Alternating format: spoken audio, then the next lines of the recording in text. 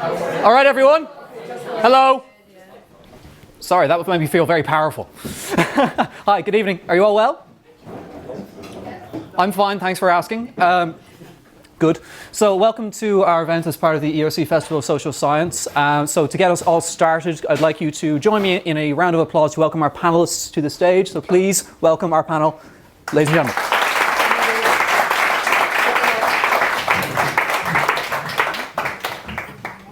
So, as I said, this is part of the ERC Festival of Social Science, and my name is Andrew Dorman. I'm the Research and Policy Officer for this centre that you can't see because of the way the projector is. It's the Centre of Economics, Policy and History. And when the ERC, or we came to the ERC and told them we'd like to do an event, they said absolutely, but they did give us some advice. They suggested that we make sure that the content is engaging. Fair enough. They also suggested that we make sure it's fairly interactive and we get a conversation going. And they said, without any question, make sure that it doesn't come across as patronizing in any way, because academics have a tendency of talking down. So we called it, I Told You So, How Economics Can Use Past Disasters to Predict the Future. And that's what we're going to attempt to do over the next 45 minutes or so, or an hour, depending on the Q&A session at the end. And we're going to be having a back and forth and looking at particular case studies from the past and the lessons that we can learn about them and apply to the future. And, well, I won't be doing that. They'll be doing that. And the panel joining me today is Dr. William Quinn from Queen's University, Belfast. He's a senior lecturer in finance. We have Dr. Anya Doran from Ulster University. And we also have reader Chris Colvin from Queen's University, Belfast. Now, all three of these are economic historians, so they make a very one-dimensional pub quiz team. But they are very good at what they do, and they're all expert economic historians, and they're going to introduce very different topics to us throughout the evening. But my job in the beginning is to talk to you a little bit about economic history as a discipline, explain why it's different to history, and give a little bit of context to the event. So the way the event is going to work is I'm going to do this for 7 to 10 minutes. Then each of our panelists will come up, give their talk for 7 to 10 minutes, and then we're going to have a bit of a Q&A at the end, which I'll lead. I'll ask some questions just to get the juices flowing, but we'd love to hear from you, and if you have any questions that come to mind, please do ask them. That would be amazing. The one thing I would say is, if possible, for the next hour or so, if you could not get drinks, I know it's very tempting, and there is a bar, but try not to leave your seats, make sure your phones are on silent, all that good stuff. Let's talk a bit about history and economic history. You've probably heard this expression, history repeats itself. You may not have heard the second half of it. It's because nobody was listening the first time. And this is what historians as a discipline tend to base their kind of ideas on. They're really keen to identify an event happening in the past, an event that's happening in the present, and say, well, clearly these are one and the same. And in fairness, I think a lot of commentary, particularly in journalists and the media, reflect that as well. You do tend to see a lot of people comparing things from the past to the present. The amount of people, for example, that are called, say, Nazis in the media or on social media, that sort of thing. The comparisons that are being drawn, etc., etc. Economic history, though, is probably better summarized with this expression. History doesn't repeat itself, but it does rhyme. Mark Twain apparently said that.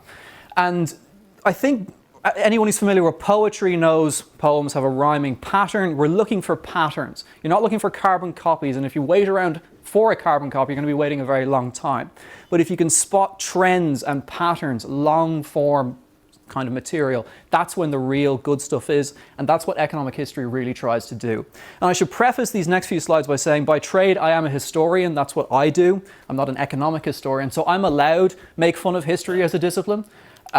Because historians, as much as I love them, they can very much focus in on the small questions that aren't very policy relevant. So things like, why was Henry VIII terrible at relationships? The amount of documentaries you see about Henry VIII and the Tudors is outrageous. And we all know why he was terrible at relationships. It's because his Tinder bio was terrible.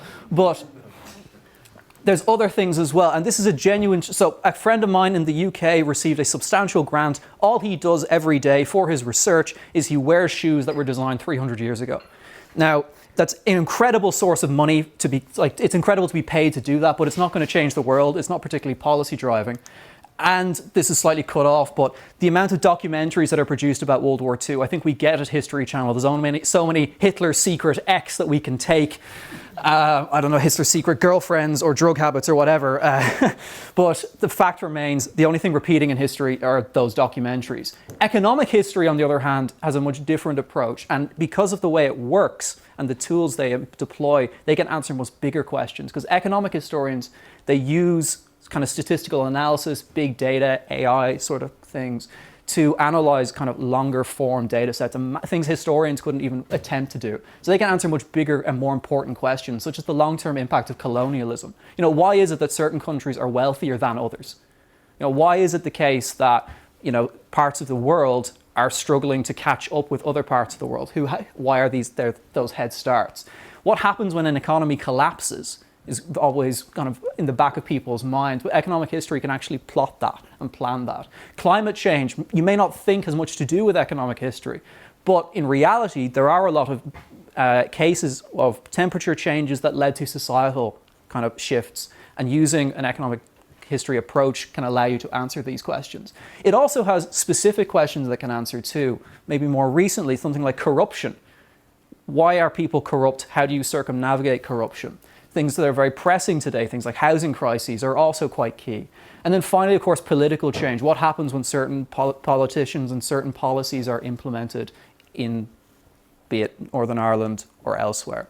So this is the usefulness of economic history as a discipline. And to expand on that, I'd like you to welcome to the stage our first panelist. So the way this is going to work is I'm going to introduce the first panelist and they'll introduce the next one. Now, I assure you that it's really, really awkward to just stand up to silence. So if we could have a very enthusiastic and generous round of applause between each speaker, that would be great. Are we okay with that? Okay, so please join me in welcoming our first speaker for the evening, Will Quinn.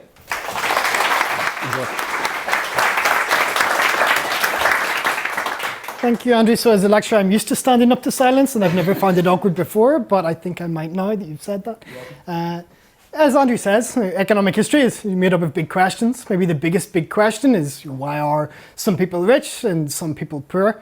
It's a historical question. It's sort of a question of how did we get here? And everyone started off poor, really. So the question we're asking is, how did some people get so rich, and what can the rest of the world do in order to catch up? And within that, you end up looking at things like the Industrial Revolution, this sort of big bang of living standards, the dips, crises, things like the Great Depression, where we seem to go backwards for a little while. But these big questions are also made up of very small questions, where you can look at specific countries, specific events. And I've got a very small answer to the question of why some people are rich and some people are poor. Some people are poor because they invested in cryptocurrency here. Some people are rich because they invested in cryptocurrency here and managed to sell here. Some people don't know how rich or poor they are because they're still hoping that these prices go back up again. What you might think would be quite lucrative, but actually wasn't, is publishing a history of financial bubbles here. This is what I did in 2020. This is Boom and Bust, a book I wrote with Professor John Turner, who was supposed to be giving this talk, but I broke his foot, so I'm an injury substitution.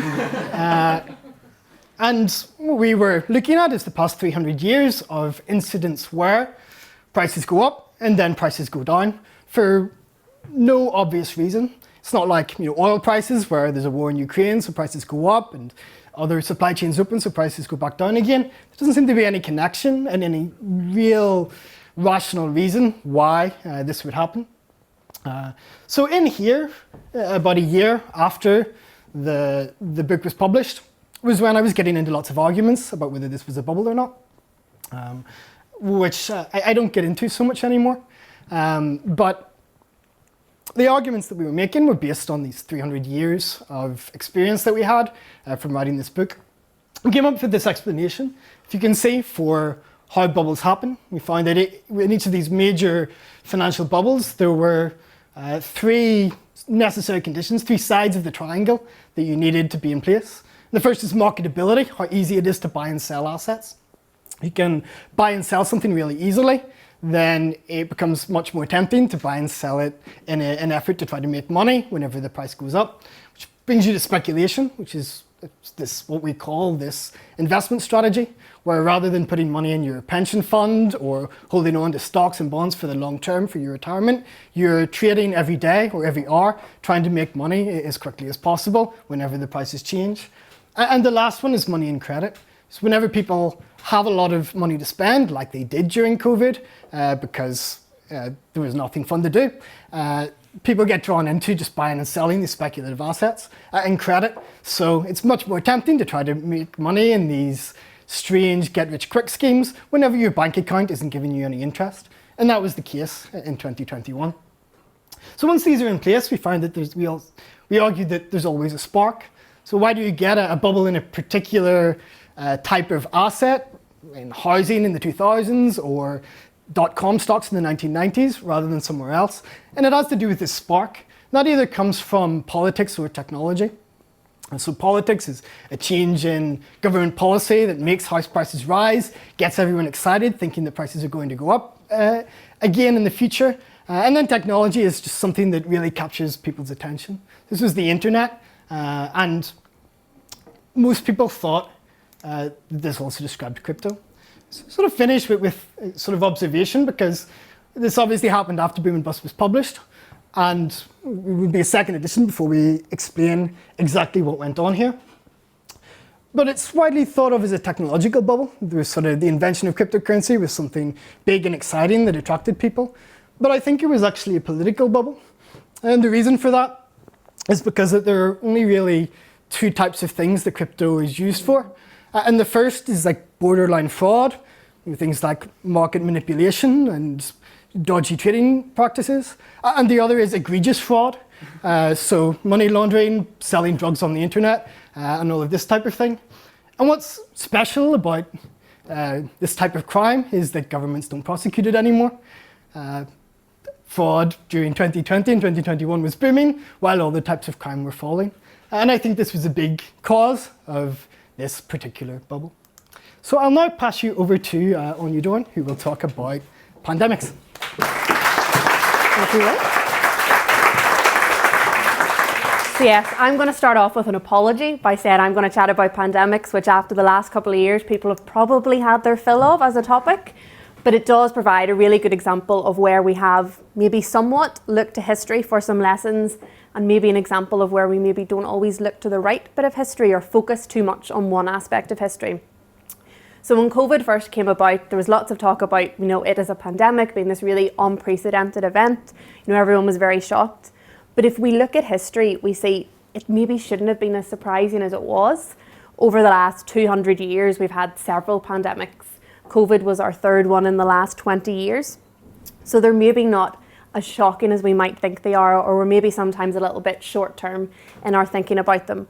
But looking back at all these different examples from history give us a great opportunity to learn about pandemics, their timeline, their impacts, and how we can maybe deal with them. So one of the big questions we have when a pandemic happens, particularly in the early stages, is well, how do we deal with it? How do we try and maybe limit the spread of infection? And one of the big ways of doing that before we have vaccines, etc., is through the use of non-pharmaceutical interventions, which sounds very complicated, but it's basically all those different, public health initiatives or advice, or, stay at home, cover your mouth, etc., stay home if you're sick.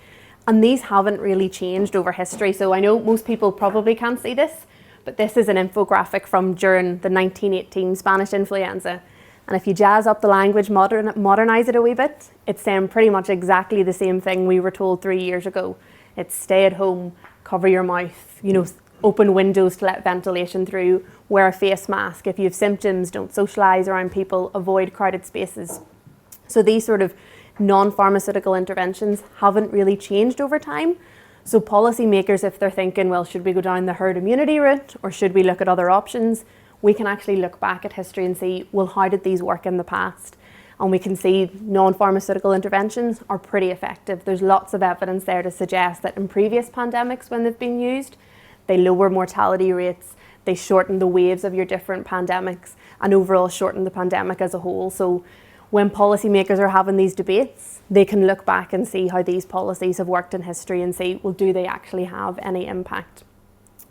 Another thing we really learned by looking back at these different pandemics is that it's not really a one size fits all in terms of the mortality impact of the pandemics. It's a real sort of sliding scale.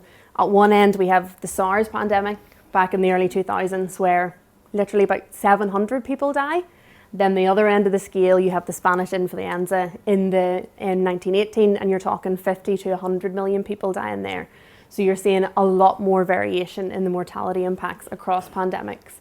But things that keep coming up are things that are correlated with mortality, so socioeconomic status, gender, age, etc.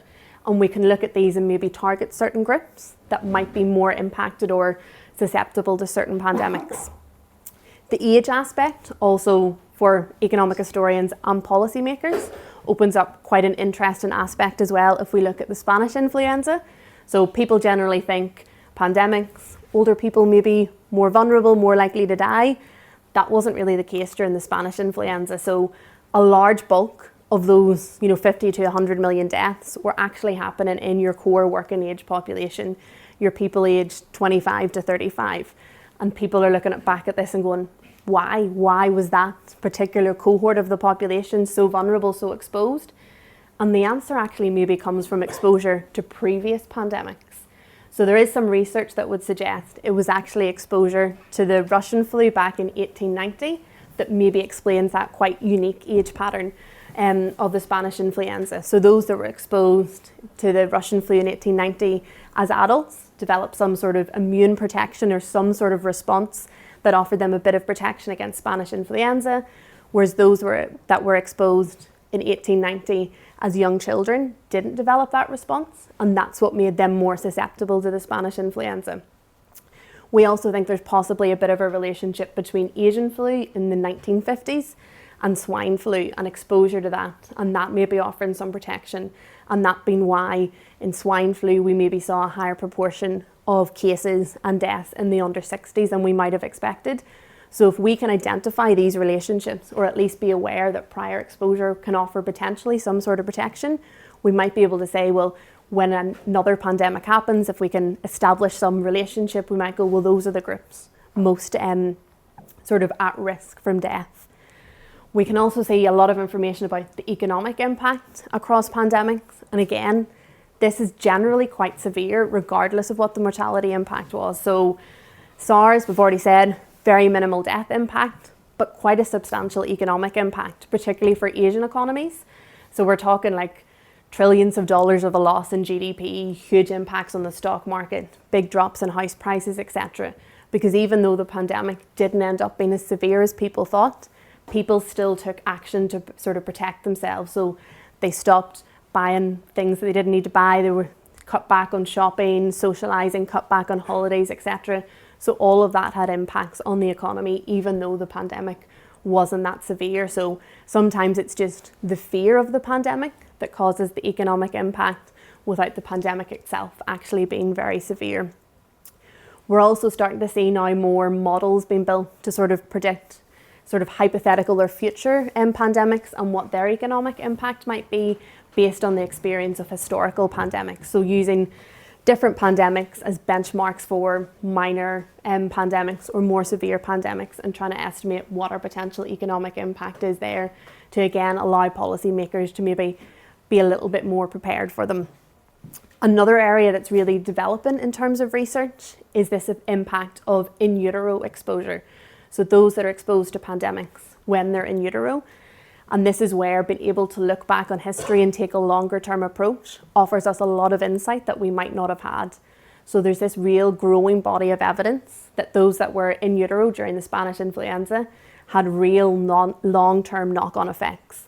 So we see lower educational attainment, lower income, much higher rates of disability, chronic conditions, higher rates of hospitalisation well into old age. So literally 70, 80 years after the pandemic's over, we're still incurring long-term indirect costs of it. So the costs of the pandemics are maybe lasting a lot longer than we might anticipate. And if we can look back in history and develop this relationship or understand this relationship, then again, maybe we can look at those that were in utero during different pandemics and say, well, maybe they need a bit more targeted healthcare to try and prevent these cases becoming more severe down the line.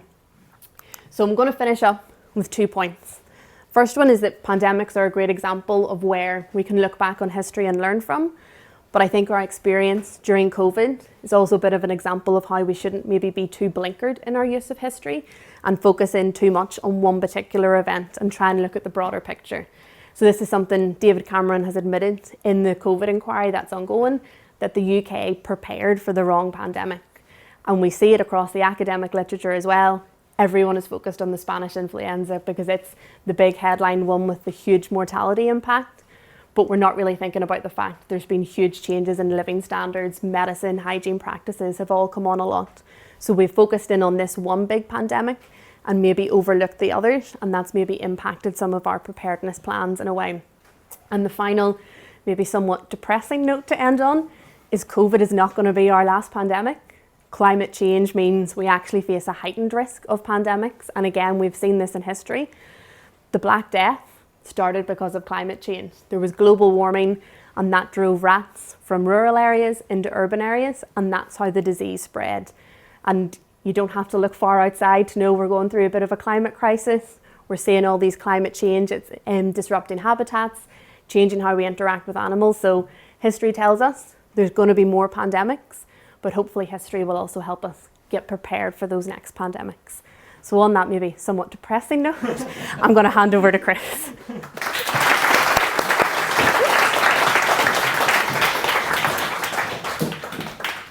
Thanks, Anya. Very, very interesting. So I'm going to talk about something a little bit different. It's going to be all about the Great Depression. Right?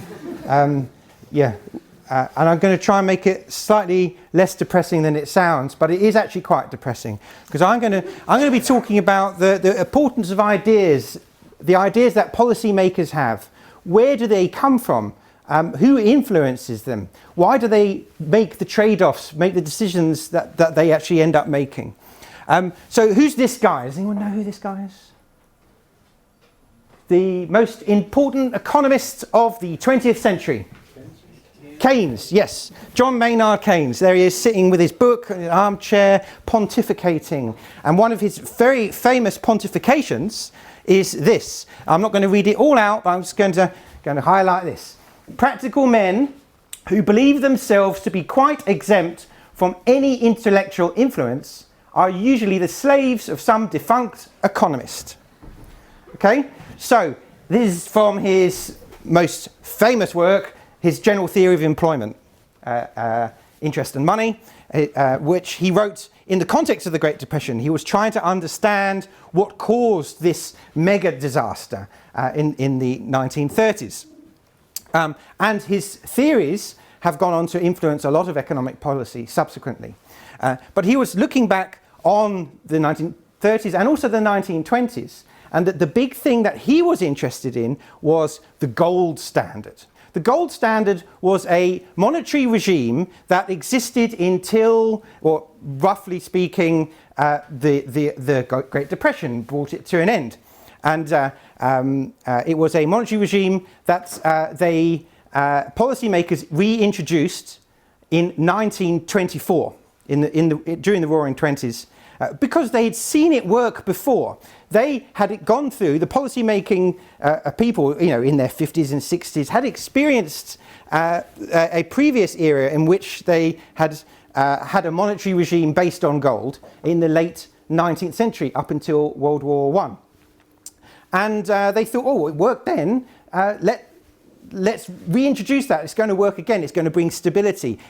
Instead of a fiat currency like we have now, where the value of our money depends on economic sentiment, the size of our economy, it's a sort of informal link with the tax base, well, that kind of thing. It's based in a gold standard totally on a weight in gold. You could go to the Bank of England with your pound notes and demand, the equivalent in gold bars, right? You won't get very many, but it has a sort of a valuable metal underpinning.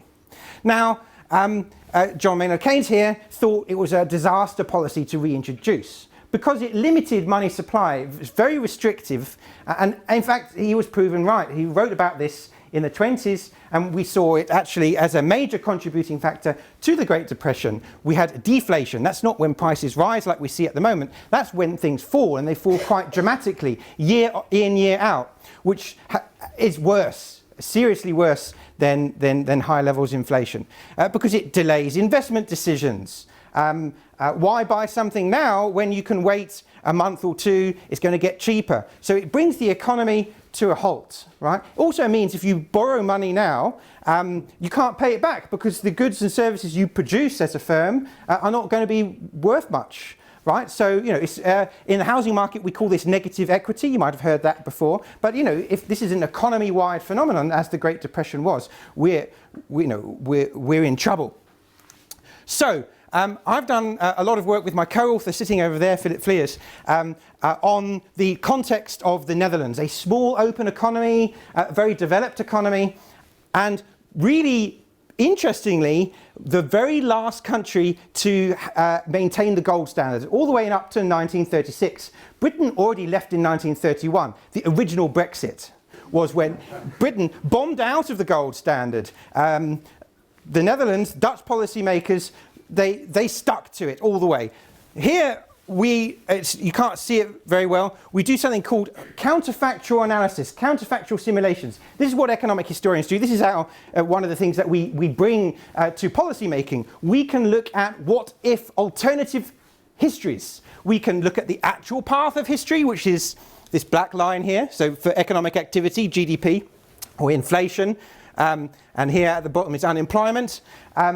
That's what really happened, and then we can simulate what could have happened if different policy choices would have been made.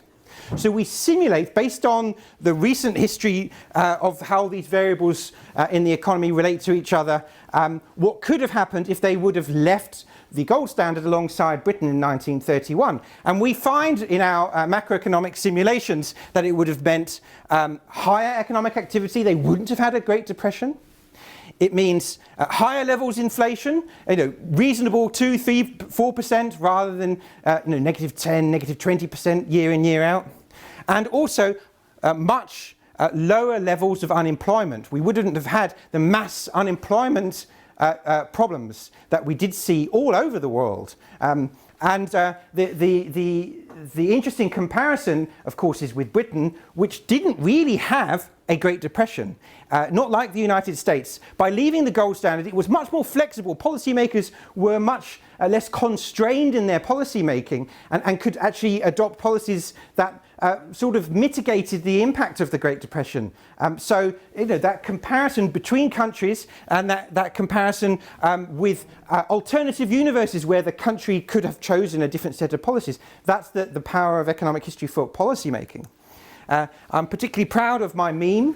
This is the Dutch Prime Minister at the time of the crisis in the 30s. His name is Hendrikus Colijn, and he he brought the Netherlands into the gold standard in 1924. He was finance minister at the time, and then he was elevated to being prime minister in the early 30s, and he doggedly stuck with this policy, even for massive opposition, even within his cabinet. In fact, his cabinet resigned over this, and he was forced to go to the Queen and beg for no elections. In fact, he wasn't really begging at all. He blackmailed the Dutch Queen into basically giving him another chance at forming an alternative cabinet, because he said, if you don't allow me to do this, the guilder will collapse, the guilder will fall, and it will be on your head. Right? So he was able to cobble together very undemocratically continued cabinet, a minority government for further 5 years of crippling austerity was the result of his policies informed by a very old-fashioned view of the way the economy worked. A view that was no longer relevant. The gold standard no longer had this pro-growth stability impact. It had quite the opposite, and against all the evidence, he doggedly continued this old policy and didn't reconsider. It wasn't evidence-based policy making at all. It was dogma-based. It was what John Maynard Keynes was warning us about. right? So to bring my little spiel here to a close, basically the power of ideas in policy making, we need to be very conscious what is informing what policymakers do. You know, where do their ideas come from? Are they the relevant ideas? Are they evidence based? Or are policymakers captured by old thinking, irrelevant thinking that actually can do more harm than good? And the power of economic history is we can look at historical cases like the Great Depression. And see how things work then, and you know it can be a warning for policy making today and in the future. So thanks very much. I'll hand you back to Andrew.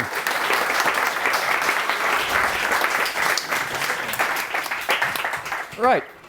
Well, thank you very much to our panelists. We've now entered the Q&A portion. So we all have these lovely lapel mics. You guys don't. I did ask to mic up the room, but apparently it wasn't in the budget.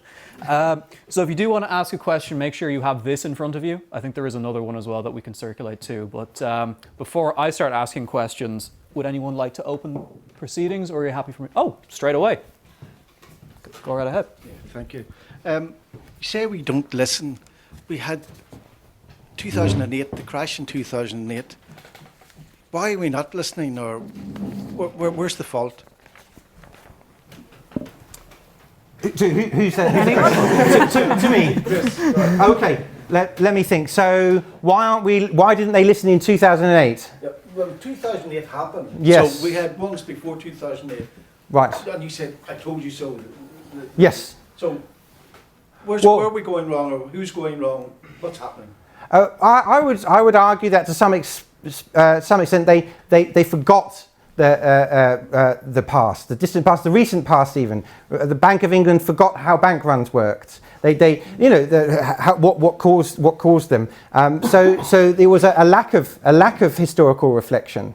Now, one thing that I will say for policymakers in the United States is they did very rapidly learn the lessons. So if you look at the 2008 crisis, they performed much better in the recovery than Britain did. They didn't make the same mistakes. In the UK, we went for an austerity policy, which the United States had tried before in the 30s. It didn't work then, and it didn't work for us now. In the United States, they did something quite different, and that's probably because the chief policymakers at the time were actually economic historians. Ben Bernanke was in charge of the United States central bank, the Federal Reserve, and his work is on the Great Depression. So, you know, sometimes it takes putting an economic historian in charge so that we can. I'm available, but maybe give more power to us, and then we can. Maybe we need an office for the economic historian, right, to advise policymakers. It's a compulsory part of the legislative process, and to make sure that we do remember the past. Yes, I hope I've waffled enough. I'll give you back. This wasn't supposed to be Chris putting out his CV, by the way. But, any other questions from the audience? One over here. Can we pass that mic athletically through the crowd? I would do it, but I have a damaged ankle. Yes. Amazing. What dead economists and economic theories have a control over today's government and central banks, you think? Is that for me or for Will? Yeah, it's got to be for me. It's definitely not for me. Well, I had up there on the slide John Maynard Keynes. He was warning us, about dead economists. He's now the dead economist that still today central banks are very much influenced by. So one of the big ideas from his work is that there's a trade-off between inflation and unemployment, and that idea is still very central to the models that policymakers in central banks devise today to understand the way the economy works. It's a modernized form of Keynesianism, but it's still central to the policy-making process, and maybe we need to reconsider that. Yeah, I'm going to jump in now, because I have a question for Will. This isn't the last time that we're going to see one of these kind of scams come to the fore. What do you think the next one's going to be? What shape will it take? Is it going to be kind of an online coin sort of based thing? And how do you identify it, and how do you avoid getting sucked up in it? Or is it good to be sucked up in it and then sell high and then you're wealthy? That's up to you. How much do you like risk? So what we find is that there are necessary conditions. So when are you going to get it? You'll get it when interest rates are very low. They're quite high at the moment, so this makes it a lot less likely. You get it when there's an increase in marketability, when things are becoming easier to buy and sell. And then the specific asset that you get a bubble in is determined by either politics or technology.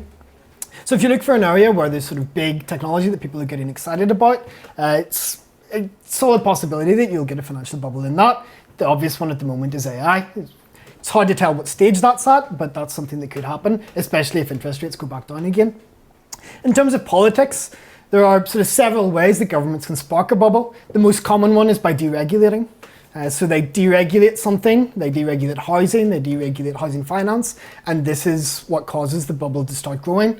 So the thing to look out for there would be what are governments relaxing the rules on, and that's how you sort of think, okay, there's a risk of a bubble here. Okay. So don't invest in AI or do? I don't know, it depends when. Fair enough. Any questions from the audience? Or shall I keep going? I'll continue. Oh, yeah, the microphone was... Yeah, that's probably easier. Thanks.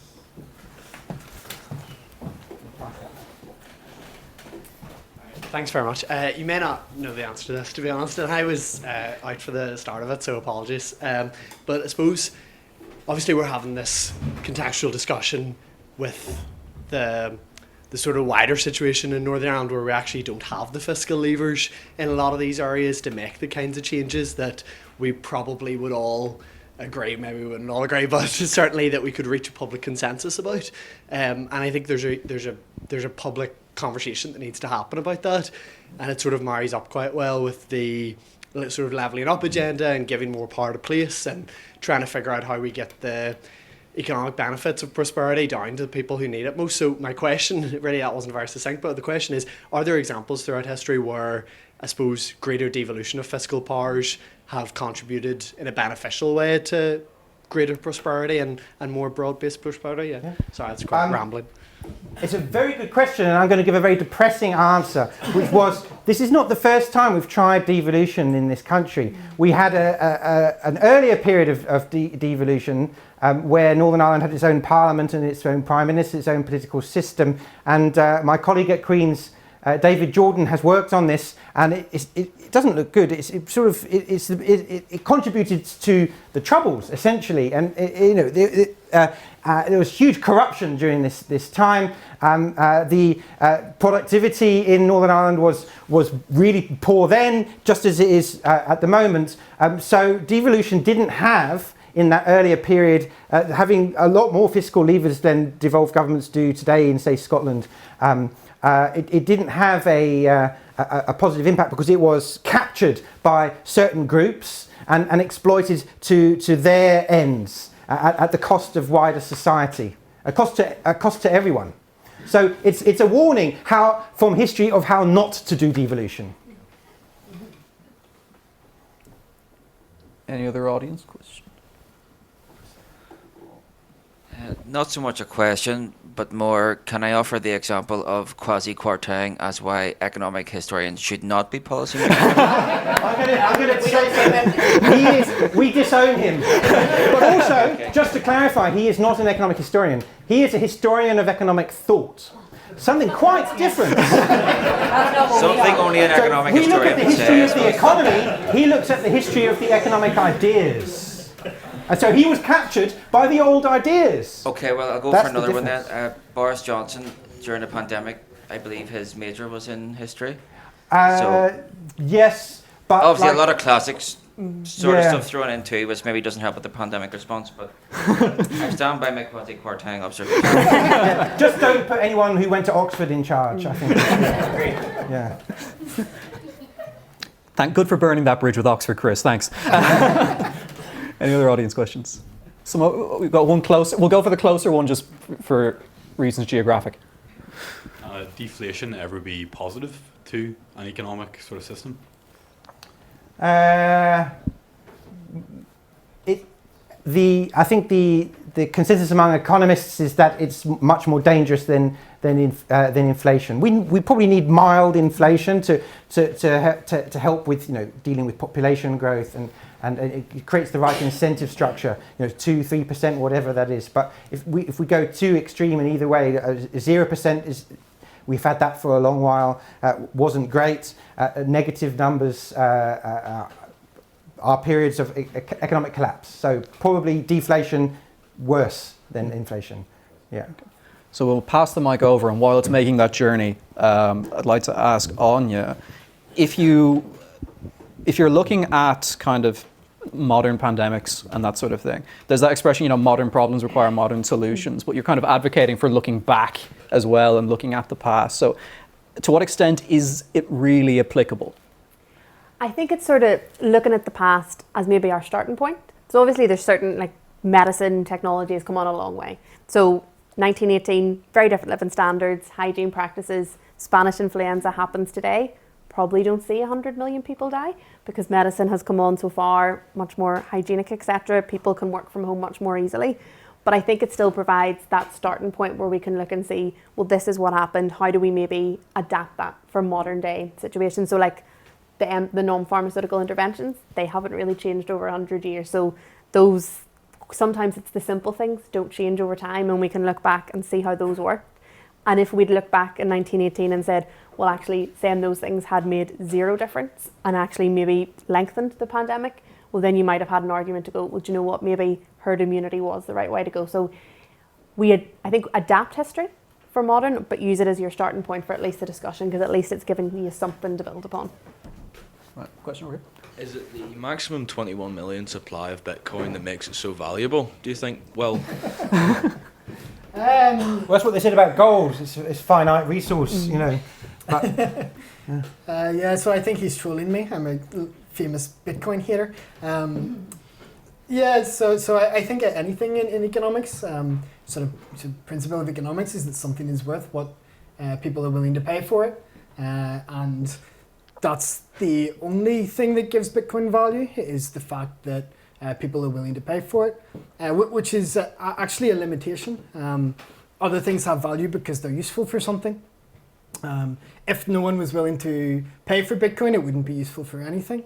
At the moment, it's useful as possibly a speculative investment if the price goes up, and it's useful for buying drugs on the internet, but that's only because someone's willing to pay for it, and if that weren't the case, it wouldn't have any value at all.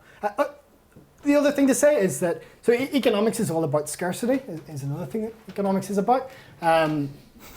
Things have a value because they're scarce. So anything that has a price must by definition be scarce. There's no price of air because air isn't scarce enough to put a price on. So in this case, Bitcoin is nothing special. Scarcity is just what every asset has. Yeah. Yes, a short journey for the mic. I was wondering if you could talk at all to whether or not you talk about learning lessons from the past. If you look at where we are today, are we, at the UK level, for example, learning the right lessons from the past, other than the fact that, so you look at the 70s, other than the fact that houses were, about 20 quid, are we learning the right lessons in how we tackle, a housing crisis, how we tackle the cost of living crisis? That's a long-winded way of saying, is it working? Were you reading my list?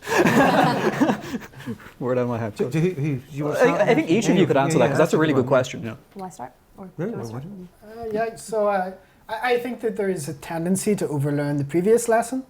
So after the 2008 crash, there was an austerity budget. So they weren't pouring enough money into the economy. They were trying to close the deficit too quickly, and this was a mistake that sort of meant that the British economy lagged behind the American economy. Coming out then from the COVID crisis, they erred in completely the wrong direction, sort of trying to stimulate the economy too much and created inflation and created a cost of living crisis. So part of history is more about having a broader frame of reference, sort of looking back to previous recoveries from pandemics, which do tend to be much sharper than recoveries from financial crises, which are always very slow and require quite a lot of stimulus. So that's where I think policymakers have gone wrong recently. Yeah, and I think we're sometimes, when we look back at history, we're quite blinkered. We focus in on the big disasters or the big things or the things that people remember. History is a very long period of time. There's a lot of history that's happened, but we focus in on the big things, and I think that's where we sometimes go wrong. We forget that there's a broader picture. So it's like focusing in, and academics do it too, focusing in on Spanish influenza because it's the big sort of sexy pandemic, because it's the one with the big mortality, and that's where the young people die, and it's much maybe more interesting to talk about. But when you look at the statistics, it's the milder ones that happen more often and that we're maybe more likely to face, and yet they're totally ignored in preparedness plans and academic research and policy and everything. So we're looking in at maybe sometimes the big things in history and forgetting the smaller bits that we're maybe more likely to face and can learn from as well. Your parallel there with the 70s or the 60s and 70s is a good one, and I don't think one that policymakers are learning from. So they're not learning. This was a period of a perma-crisis, of high levels of inflation, high levels of unemployment, and history doesn't map perfectly onto the present. It never does. But there are things within that historical context that we could learn about, the relationship between different things. And I don't think we're doing that. And is it the mistake of academic economic historians or policymakers? I mean, it's both. Right, so maybe we're too much talking to ourselves in our academic journals, we need to go out there and talk to policymakers directly, but they probably don't understand econometrics and statistical significance, so they couldn't read a counterfactual graph, right? So they can't do that. So we need to translate what we say into digestible nuggets. Famously Boris Johnson, didn't read, right? So someone needed to had like 30 seconds or 90 seconds. I was told by a very senior economist within a civil service working at the time. She had, or he, I won't say who it is, but had 90 seconds to basically give the information, present the policy options. So something that civil service economists had been working on for months and months and months has to be distilled to 90 seconds. So that's a skill that academics maybe we don't have, and we need to learn. Otherwise, we're going to be ignored. Yeah, I think that's one of the big issues, that we have this a bridge that needs built between academics and policymakers. There's too big of a gap, because reading any academic paper on pandemics, pretty much every conclusion says findings in this paper will help with preparedness plans for future pandemics. The policymakers weren't looking at the academic papers, so we need to build that bridge, because, like you've said, the academic papers are written for an academic audience and based on what journal editors want. It's not about necessarily being accessible to everyone, so it's building that bridge and trying to make that connect between academic research and policy and the general public, so that everyone can access it and sort of learn some of the lessons from the past. I think it's worth highlighting as well that goes both ways. It's not that academics expect everyone else to understand what they do. The onus is on the academic to try and make their research more digestible, be it through events like this or through journal articles that aren't written in jargon, or whatever it may be. It's a very important point. Any other audience question in the middle there, and one here as well. Thank you. I suppose that's probably for yourself, Chris, but we saw the bank rate today. Bank of England held their bank rate as of the US Fed yesterday. Okay, and I suppose interest rates have been on the rise lately, at least now they're levelling off, but it's not probably the case that for a long time interest rates were almost nearly too low. Are there any insights there from kind of the economic history that we can use today for interest rates or stuff like that? Chris, what might be one that you could answer? Sure. So it was a tricky spot that the policymakers were in when interest rates were low, because the interest rates are set by the central bank, and the central bank is supposed to target inflation, and inflation is quite tightly defined, so all the consumer price index. So while inflation was running at 2% or below 2%, they didn't really have the option to increase interest rates, even though you could see this sort of popping out in other areas of the economy, particularly investment assets like housing and stocks, where you were starting to think maybe this is going to cause a problem. So it's a bit of an institutional explanation for why that didn't happen. You could definitely argue that they didn't respond quickly enough. There was this time when they were worried about transient inflation and worried not to overreact and not to raise interest rates too quickly. With hindsight, that looks like a mistake. And again, it could be a perspective thing where they'd been making a mistake in one direction, just underestimating inflation for so long that whenever, or sort of overestimating inflation risk for so long that whenever sort of real signs of inflation started to come along, they weren't thinking long-term enough and looking back to previous. They stopped believing in inflation almost as a result of that. I want to add to that. We usually think of the interest rates as the main policy tool of central banks, and today we think the thing that they're targeting is purely inflation. Central banks in the past had different functions. In fact, some central banks today have different functions. If you look at the United States, they also think about unemployment. So maybe it's worth them also considering things like that. There's talk now that central bankers should also think about climate change. Maybe that's going too far. Maybe we need the Department for the Environment to look at that. Having one institution that looks at everything and tries to balance everything against each other is basically impossible, especially if you've just got one policy tool, one policy instrument, interest rate. But of course they don't. They have a lot more things at their disposal, as we've seen with the quantitative easing policy that somehow appeared from nowhere. Of course it didn't appear from nowhere. It was tried before in the past, for example, in the Netherlands in the 1930s. And why did they use it then? All these exotic instruments, because they weren't targeting inflation back then, they're targeting having a fixed exchange rate. So they were very creative, inventing all kinds of weird and wonderful policy instruments that have been kind of reinvented recently and they're considered brand new, but there's historical precedent for them. Just though people designing them maybe weren't aware. So they maybe were thinking they were doing untested waters, but they did have a comparison they could have made but failed to see. Yeah. There's a question in the front. To go back to think of the audio track. To go back to the policy makers, I think it's the Conservatives and like Labour to speak. Does history side with either one group? So maybe that's why they're not taking it on board and saying, oh no, we're not going to go down this route of like Keynesian and so forth, because it's not a Labour policy or a Conservative policy.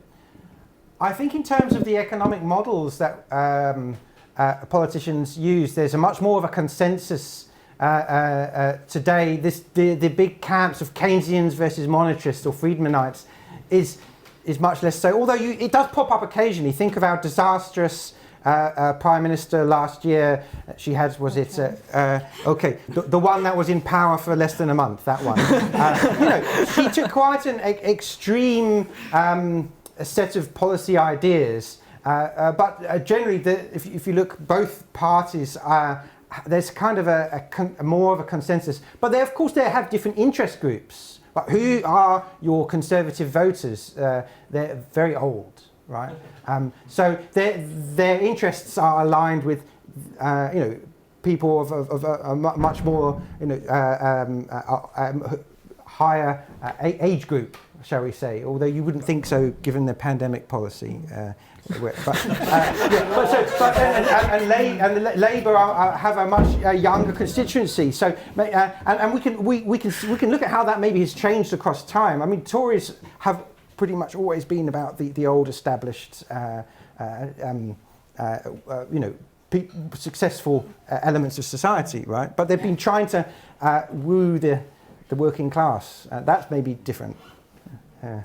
I think the issue as well, politicians generally, no matter what side, they never come out particularly well in history.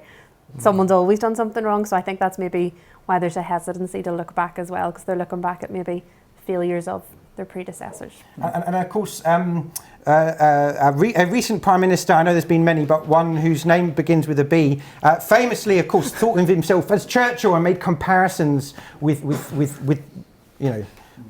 World War II and stuff like that. But, so you say, okay, so there's a politician who is taking interest in the past, but probably the wrong past, the irrelevant past, right? So, need to be wary of that, of hubris. Past for his ego. Yeah, past for his, wax his own, yeah. Any other questions? Conscious of time, so I'll just finish things up with one question that you can all answer. This is all about kind of identifying patterns, etc., etc. So, when was the last time you thought you saw something and thought to yourself, "Oh, here we go again"? Anytime I watch the news. Most recently, then. This morning. Because I think I know we've said history doesn't repeat itself, but it does sort of go in these. There's elements of repeating and elements of going in cycles. So even short-term history, we're seeing similar things happen all the time. So I know I've said about us being short-sighted. Sometimes we're far too short-sighted. We don't even look back a couple of years ago. But I think we're constantly going through these cycles, and it's happening. It is literally here we go again, here we go again, here we go again. And I think sometimes we're going here we go again, but not going, well, we're going again. What did we do last time, and how can we learn from it? Yeah, I think the news, if you sort of come back to what you were saying about the 60s and 70s when housing was affordable for normal people, this was essentially a question of supply and a question of these political economy problems where old people are voting to keep house prices high because so many of them own the houses. And the last time I see, every time I turn on the news, and when I really think here we go again, is whenever the Conservatives have U-turned again on affordable housing. Fair. We just need history or time to stop a little bit so we can take stock of what happened, don't we? Just press the pause button, like I do on computer games all the time. I'm big into city planners, so we can design my ideal city. Utopia. Utopian city, and then you walk around Belfast and you think, maybe they need to play some of these computer games, which are often based on the past. They're models of actual cities and the way people interact with them. Usually the wrong kinds of cities because they're United States based, whereas the car is essential. Last time I thought, here we go again, was actually on the taxi journey here. We were in the same taxi coming down from Riddle Hall, and the taxi driver was explaining to us his fare regime. In Belfast, there is a maximum fare, not a minimum, in a market dominated by 3 taxi firms who have incredible market power. It's a monopsony, right?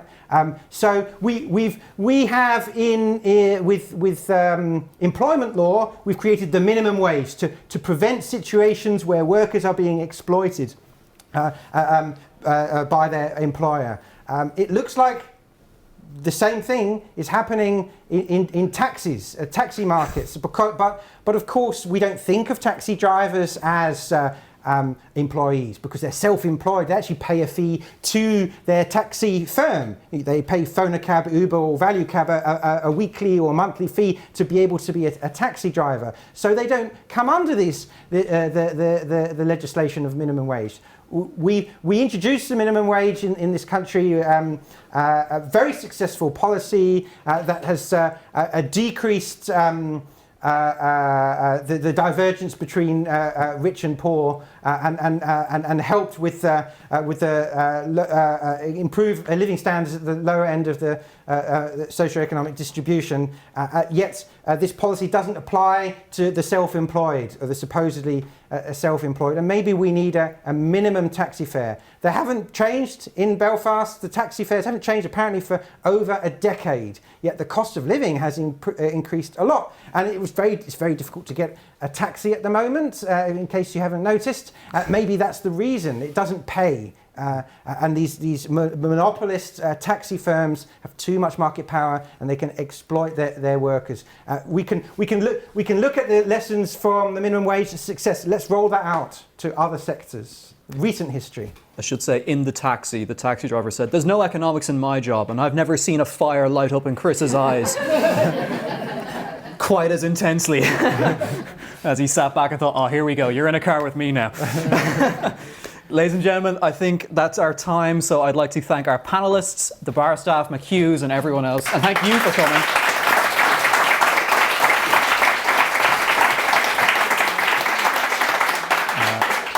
Conversation can be continued over a pint, but again, thank you very much. Thank you.